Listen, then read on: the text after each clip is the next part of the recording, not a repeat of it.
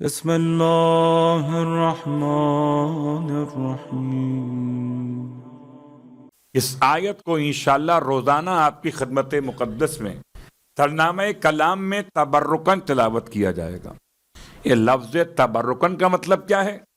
کہ تفسیر قرآن بیان نہیں ہوگی، بلکہ آیت کے ذریعے آیت کے پس منظر میں صاحب آیت کو تلاش کریں گے، اور صاحب آیت نے کس طرح اپنے جد کو سلام پیش کیا، ان الفاظ کو ذرا سا سمجھنے کی کوشش کریں گے اپنی قلیل معرفت کے ساتھ۔ صلوات پڑھیں محمد و آل محمد۔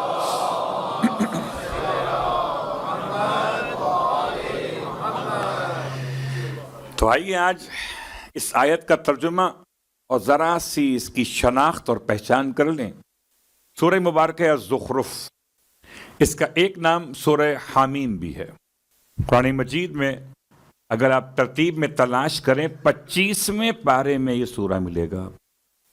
سورہ کا نشان سورہ نمبر 43 ہے، اور نزول کی ترتیب میں اس سورہ کی جو نمبرنگ ہے اس کے لحاظ سے 63 ہے، یعنی 20 کا فرق ہے، 43 اور 63۔ سورہ الزخرف، سورہ حامیم 25ویں پارے کے اندر ہے۔ یہ پورا سورہ مکۃ المکرمہ میں نازل ہوا، سوائے ایک خاص آیت کے کہ اگر کبھی اس سورے کی تفسیر بیان کی جائے تو اس آیت کی تلاوت کا لطف الگ ہوگا کہ وہ آیت کہاں پر نازل ہوئی۔ نہ مکے میں نازل ہوئی، نہ مدینے میں نازل ہوئی، نہ سفر میں، نہ حضر میں، نہ میدان میں اور نہ گھر میں۔ وہ آیت ایسے مقام پہ نازل ہوئی جس کی خبر یا خدا کو، یا خدا کے مصطفیٰ کو، یا خدا کے مرتضیٰ کو۔ آج وہ آیت نہیں پڑھ رہا ہوں تاکہ آپ کل سرچ کیجئے، ذرا ہم بھی دیکھیں کہ آپ کی جو تحقیق ہے وہ کہاں تک پہنچے گی۔ پھر ہو سکتا ہے کل اس آیت کا تذکرہ بطور تبرکن دہرا دوں۔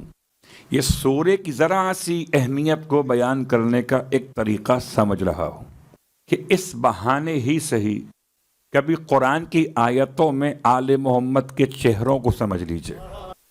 سورہ الزخرف کی تلاوت کیوں کی جائے، اس سے کیا ملے گا؟ تو سرکار ختم یہ مرتبہ صلی اللہ علیہ وآلہ وسلم ارشاد فرماتے ہیں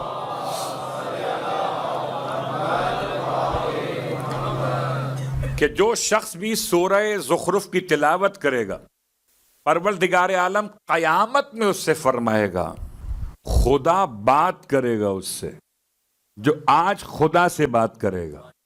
بس جو طریقہ بات کرنے کا ہے مصطفیٰ نے بتایا ہے کہ یہاں سورہ زخرف پڑھو، تم خدا سے بات کرو، اور قیامت میں خدا تم سے بات کرے گا۔ خدا کیا بات کرے گا؟ خدا ہر کس و ناکس کو منہ نہیں لگاتا، خدا اس کو منہ لگاتا ہے کہ جو منہ لگانے قابل ہیں۔ اللہ اکبر۔ قیامت میں خدا بات کرے گا، پیغمبر فرما رہے ہیں حدیث۔ کیا بات کرے گا؟ سورہ زخرف کے پڑھنے والے سے فرمائے گا، آج تمہیں کوئی خوف نہیں ہے، نہ کوئی تمہیں پریشانی ہے، نہ کوئی خوف ہے، نہ کوئی پریشانی۔ جاؤ جنت میں حساب کے بغیر جاؤ۔ اللہ اکبر۔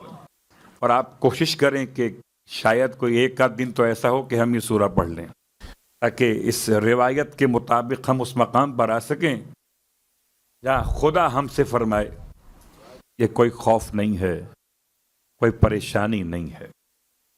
اب آئیے تفسیر سورہ اور آیت کو چھوڑتے ہوئے آیت کا صرف ترجمہ۔ وَجَعَلَهَا كَلِمَةً بَاقِيَةً، اس سورے کی آیت نمبر 28 الفاظ کیا ہیں؟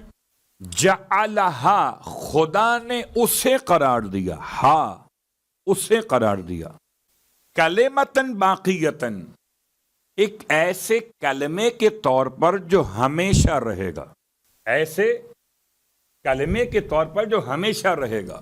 کہاں پر رہے گا؟ فی عقبہ، اس کی نسل میں رہے گا. دونوں ضمیریں ہیں. اب جو با ضمیر ہیں وہ ضمیر کا مرجع پہچانیں گے. جو بے ضمیر ہیں انہیں سمجھ میں ضمیر نہ کبھی کل آئی تھی نہ آ جائے گی. صلوات پڑھے محمد و آل محمد.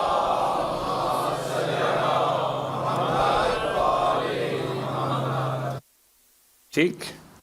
آخری آیت کا لعلہم یرجعون، شاید کہ وہ لوگ واپس پلٹ آئیں.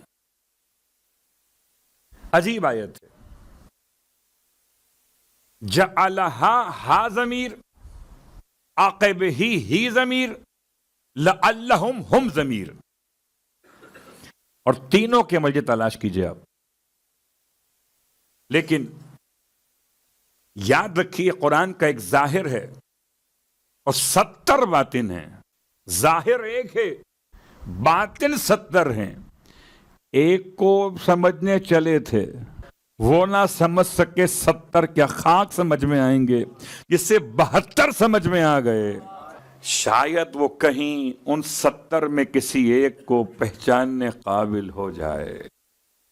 بڑی احتیاط سے جملہ استعمال کیا میں نے کہ دعویٰ بھی نہ ہو جائے اور مایوسی بھی نہ ہو جائے. 72 کو پہچانیں گے تو 70 میں کسی ایک تک تو پہنچیں گے. اب آئیے اس کا ایک باطن بیان کر رہا ہوں آپ کی خدمت مقدس میں. ظاہر تو میں نے بیان کر دیا. ظاہر کا مطلب کہ اس میں خدا نے حضرت ابراہیم علیہ السلام کے زمانے کا تذکرہ فرمایا کہ کلمہ توحید کو خدا نے قرار دیا ہے ابراہیم کی نسل میں.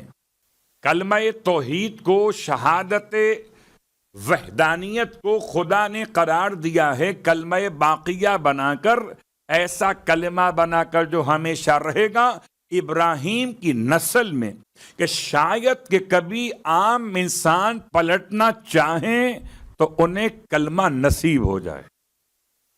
یہ اس کا ظاہر ہے. اب اس کا باطن بروایت امام جعفر صادق علیہ السلام